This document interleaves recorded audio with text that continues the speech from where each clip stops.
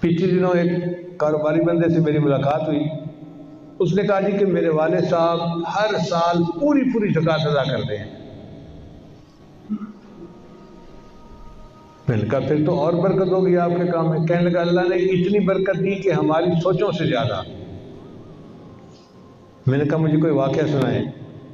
کہنے لگے ہم نے پوری زکوٰۃ رمضان میں ادا کر دی اور اس کے بعد سندھ کے اندر طوفان آ گیا جیسے سیلاب آتا ہے. تو کہنے لگا کہ جو ڈی سی او صاحب تھے نا وہ آئے میرے والد صاحب کے پاس اور انہیں کہنے لگے کہ دیکھیں اس موقع پہ ہمیں سندھ کے لوگوں کے لیے کچھ امداد بھیجنی ہے. بھئی ہم تو زکوٰۃ کا پورا مال دے چکے ہیں. اس نے کہا جی ضرورت اب پڑی ہے تو ہم اب آپ کے پاس آئے ہیں, آپ کچھ نہ کچھ کریں. کہنے لگے میرے والد صاحب نے ہمت کی اور 4 کروڑ روپے کا سامان لے کر ان سیلاب زدگان کے لیے بھیجا. اب آپ اندازہ کریں کہ کتنا بڑا دل اللہ نے اس کو دیا ہوگا کہ جس نے 4 کروڑ روپے کا سامان غریبوں میں تقسیم کیا. کہنے لگے کہ ابھی 1 مہینہ نہیں گزرا تھا, چیزوں کے ریٹ میں تبدیلی ہوئی اور جو خام مال ہمارے پاس پڑا ہوا تھا اس خام مال میں سے ہمیں 40 کروڑ کا فائدہ ہو گیا. 4 کروڑ دیے تھے اللہ کے راستے میں, اللہ نے 10 گنا کر کے وہ مال واپس پہنچا دیا. میں نے اپنی زندگی میں ہزاروں مرتبہ اس کو 10 گنا ہو کے واپس کرتے دیکھا ہے. تو پہلے پیپر میں کامیابی کا طریقہ یہی ہے کہ جو زکوٰۃ بنتی ہو یا عشر بنتا ہو یا جانوروں میں سے زکوٰۃ ہو یا سونے چاندی کی زکوٰۃ ہو وہ پوری ادا کریں, پھر دیکھیں برکت کیسی ہے. اس میں سمجھنے والی بات یہ ہے کہ اللہ تعالیٰ نے مال پر زکوٰۃ نہیں لگائی. فالتو مال جو نصاب کا مال تھا اور 1 سال آپ کے پاس پڑا رہا, آپ کے کام کا نہیں تھا, فالتو تھا, سرپلس تھا, اس پر زکوٰۃ لگتی ہے. بھائی دیکھیں اللہ تعالیٰ اگر چاہتے تو حکم دے دیتے کہ میرے بندے جو تیری ضرورت کا ہے وہ تیرا اور ضرورت سے زیادہ ہے تو وہ سب غریبوں کا سب غریبوں میں تقسیم کر دو, تو ہم 100% مال غریبوں میں تقسیم کرنے کے پابند ہو جاتے.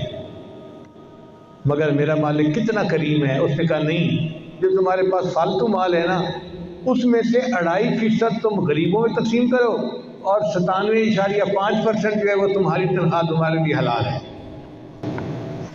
آپ نے زندگی میں کوئی ایسا پے ماسٹر دیکھا ہے, کوئی اتنی تنخواہ دینے والا بندہ دیکھا ہے کہ جو 2.5% مال تقسیم کرنے کی تنخواہ 97.5% دے رہا ہو,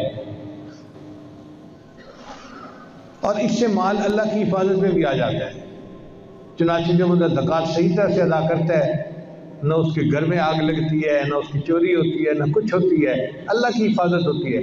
وہ انشورنس تو نہیں ہوتی, ایشورنس ہوتی ہے اللہ کی طرف سے کہ میرے بندے میں تیرے مال کی حفاظت کروں گا.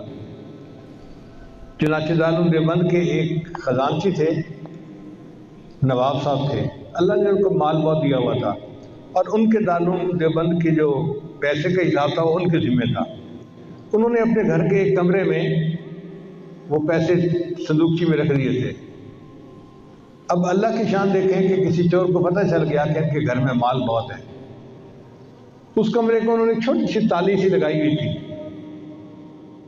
رات کو وہ تہجد کے لیے اٹھے تو انہوں نے دیکھا کہ ٹھک ٹھک کی آواز آ رہی ہے. تو باہر نکل کے دیکھا تو کوئی چور ان کے کمرے کے تالے کو بیٹھا توڑ رہا تھا. ان کو کوئی پرواہ نہیں تھی اپنے مال کی.